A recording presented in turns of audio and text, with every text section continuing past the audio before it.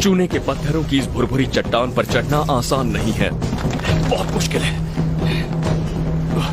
यहाँ भुरभुरे पत्थरों की एक परत सी बन गई है, चिड़ियों की पीठ है और बिल्कुल सूखी धूल भी।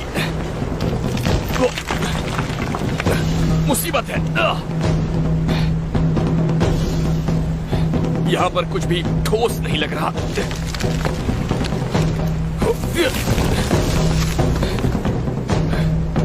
ठीक है, ऊपर चढ़ते हैं।